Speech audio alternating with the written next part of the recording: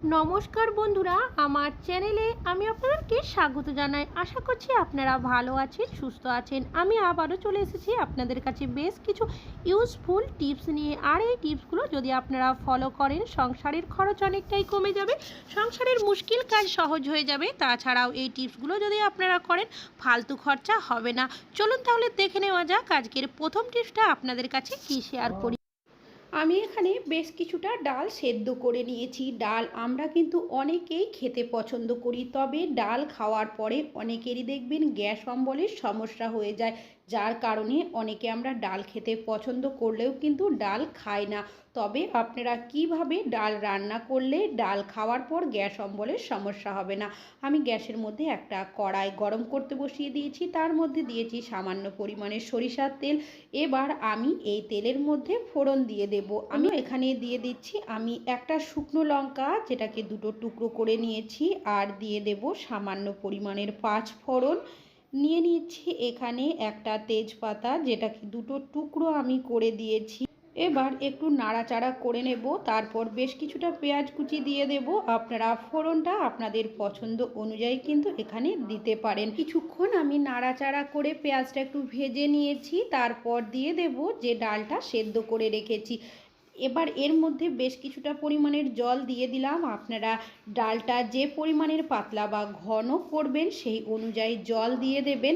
তারপর দিয়ে দেব পরিমাণ মতো লবণ। ডালটা যখন ফুটতে শুরু করবে দেখবেন ডালের ওপরে একটা ফেনার সৃষ্টি হবে, আর এই ফেনাটা যদি আপনারা না তুলে দেন এখান থেকে, এই ডাল যদি আপনারা খান, তাহলে কিন্তু আপনাদের গ্যাসের অম্বলের সমস্যা হবে। ডাল যখনই আপনাদের রান্না করা হয়ে যাবে, তখন ডালের ওপরে যে ফেনাটা থাকে সেটা কিন্তু তুলে দেবেন। তারপর আপনারা যদি এই ডাল খান, দেখবেন ডাল খাওয়ার পর কোনোভাবেই কিন্তু আপনাদের গ্যাস অম্বলের সমস্যা হবে না। আপনাদের এই টিপসটি অনেক বেশি কাজে আসবে। ভালো লাগলে লাইক করবেন। এখন চলে যাচ্ছি পরবর্তী টিপস। শীত, গ্রীষ্ম, বর্ষা যে কালই হোক না কেন, জল আমরা কিন্তু প্রত্যেকেই কম বেশি খেয়ে থাকি। জল ছাড়া কিন্তু আমরা কেউই বাঁচবো না।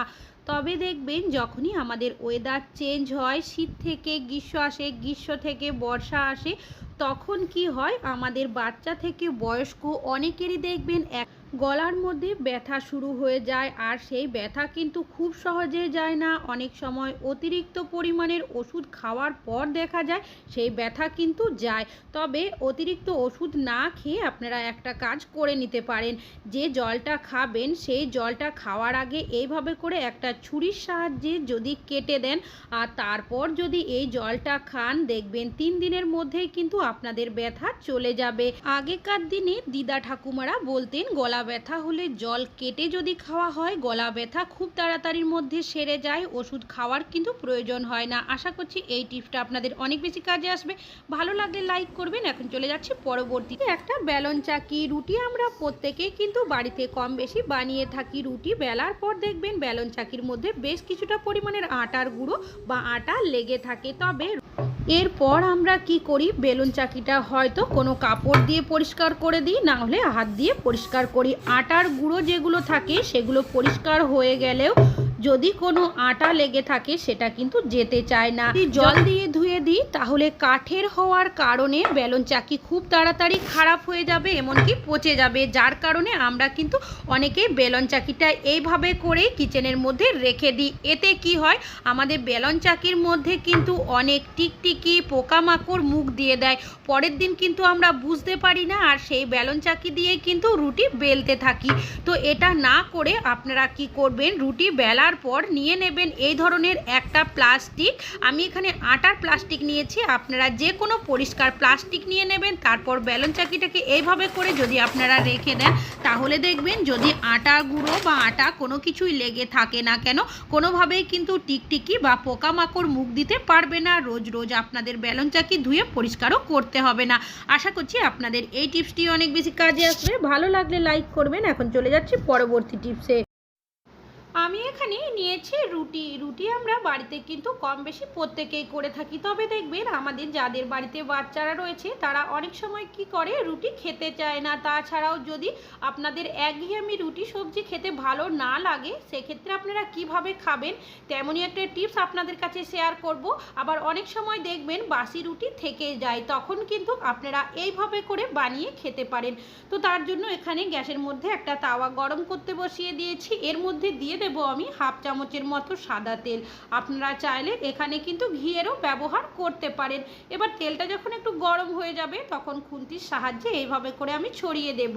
এখানে দিয়ে দেব একটা রুটি। এবার কিছু সেকেন্ড আমি এইভাবে করে রাখার পর এইভাবে উল্টো পাল্টা করে নেব। আর এই সময় কিন্তু গ্যাসের ফ্লেমটাকে মিডিয়ামে রাখতে হবে। আর দেখতেই পাচ্ছেন বন্ধুরা কিছুক্ষণ আমি উল্টো পাল্টা করে নিয়েছি, এর মধ্যে কিন্তু তেলটা ভালোভাবে লেগে গেছে।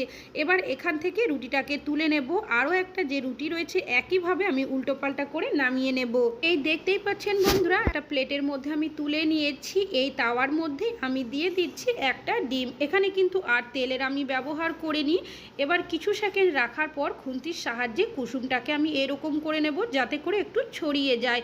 এইভাবে কিছু সেকেন্ড রাখার পর আমি ওপর থেকে সামান্য পরিমাণের লবণ দিয়ে দেব। আপনারা চাইলে এখানে কিন্তু চাট মশলারও ব্যবহার করতে পারেন। এবার এই যে রুটিটাকে রেখেছি সেটা ওপর থেকে এইভাবে দিয়ে দিয়েছি। এবার খুব ভালোভাবে আমি এইভাবে করে চেপে দেব। গ্যাসের ফ্লেমটাকে কিন্তু বাড়ানো যাবে না, নইলে পুড়ে যেতে পারে। মিডিয়াম টু লোতেই রাখবেন। এবার এইভাবে করে কিছুক্ষণ করে নেওয়ার পর তলার সাইডে উল্টে আমি দেখে নেব যে ঠিকঠাকভাবে এটা হয়েছে কি না। আর দেখতেই পাচ্ছেন বন্ধুরা খুব ভালোভাবে কিন্তু উঠে এসেছে। এবার আমি এইভাবে করে উল্টো করে কিছু সেকেন্ড রেখে দেব। তারপর এখান থেকে আমি তুলে নেব। একইভাবে আরও একটা যে রুটি রয়েছে সেটাকেও বানিয়ে তারপর নামিয়ে নেব। এবার একটা প্লেটের মধ্যে আমি একটা রুটিকে নিয়েছি। এবার এর মধ্যে দিয়ে দেব আমি সামান্য পরিমাণের টমেটো সস। এবার এইভাবে করে দিয়ে তারপর চামচের সাহায্যে এইভাবে চারিদিকে আমি লাগিয়ে নেব।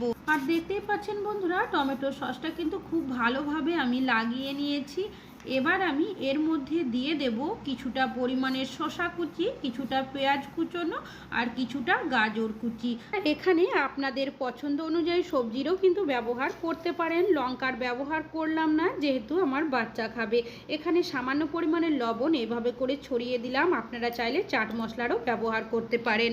এবার আমি এইভাবে করে রোল করে নিয়েছি যাতে করে রুটিটা খুলে না যায়, সেই কারণে আমি এখানে একটা টুথপিক দিয়ে দিচ্ছি। আপনারা ডাইরেক্ট এইভাবেও কিন্তু দিতে পারেন। এইভাবে যদি আপনারা বাচ্চাদেরকে বানিয়ে দেন তাহলে দেখবেন ওরা কিন্তু খুশি মনে খেয়ে নেবে। একইভাবে আরও একটা আমি বানিয়ে নিয়েছি। তাছাড়াও আপনাদের যদি হাতে সময় না থাকে সবজি বানানোর বা একই রকম রুটি সবজি খেতে ভালো না লাগে সেক্ষেত্রে আপনারা কিন্তু এইভাবে করে বানিয়ে খেয়ে নিতে পারেন। তাহলে বন্ধুরা আশা করছি আপনাদের এই টিপসটি অনেক বেশি কাজে আসবে। ভালো লাগলে লাইক করবেন। এখন চলে যাচ্ছে পরবর্তী টিপসে। আমি এখানে নিয়েছি গ্যাসের সিলিন্ডার। গ্যাসের সিলিন্ডার খালি হোক কি ভর্তি আমাদের অনেকেরই বাড়িতে দেখবেন একটা এক্সট্রা থাকে যেটা আমরা রুমের সাইডেই কিন্তু রেখে দিই। এর ফলে যদি গ্যাসের সিলিন্ডারটা এইভাবে করে রাখি দেখতে কিন্তু একদমই ভালো লাগে না। তবে আপনারা কিভাবে রাখবেন, তো আমি এখানে নিয়েছি একটা পুরনো শাড়ি। যে শাড়ি আমরা ব্যবহার করি না বা ফেটে যায় সেই ধরনের শাড়ি আপনারা নিয়ে নেবেন। এবার শাড়িটাকে প্রথমে আমি এইভাবে করে খুলে নেব, তারপর ডবল করে নেব শাড়িটাকে। এবার ডবল করে নেওয়ার পর কি করব, আমরা শাড়ি পরার সময় ঠিক যেভাবে কুচি বানিয়ে থাকি ঠিক একইভাবে কুচি বানিয়ে নেব। তবে অবশ্যই কিন্তু শাড়িটাকে ডবল করে এই কাজটা করতে হবে। আর দেখতেই পাচ্ছেন বন্ধুরা এইভাবে করে কিন্তু শাড়িটাকে আমি কুচি করে নিয়েছি। এবার এইভাবে আমি একটু ঠিক করে নেব। তারপর এটাকে আপনারা কিভাবে ব্যবহার করবেন চলুন দেখে নেওয়া যাক। আমি এখানে নিয়েছি একটা রাবার ব্যান্ড। রাবার ব্যান্ড দিয়ে আমি কি করব, এই যে শাড়ির এই জায়গাটা রয়েছে আমি এইভাবে একটা মাপ করে রাবার ব্যান্ডটাকে পরিয়ে দেব। আমার রাবার ব্যান্ডটা যেহেতু অনেকটাই টাইট রয়েছে যে কারণে আমি এখানে একবারই এইভাবে পরিয়ে দিয়েছি। আপনাদের যদি রাবারটা ঢিলে হয় সেক্ষেত্রে দুবার আপনারা পেঁচিয়েও দিতে পারেন। এবার শাড়িটাকে আমি এইভাবে করে উল্টো করে দেব যাতে করে রাবারটা ভেতরের সাইডে চলে আসে। আর দেখতেই পাচ্ছেন বন্ধুরা যে কাজটি আমি কিভাবে করে দিচ্ছি, ঠিক এইভাবেই কিন্তু করতে হবে। তারপর যে গ্যাসের সিলিন্ডারটা রয়েছে তার মধ্যে শাড়িটাকে আমি এইভাবে দিয়ে দেব যাতে করে এই রাবার বাঁধা যেটা রয়েছে সেটা ভেতরের সাইডে চলে আসে। শাড়িটাকে আমি এইভাবে করে ঠিক করে নেব।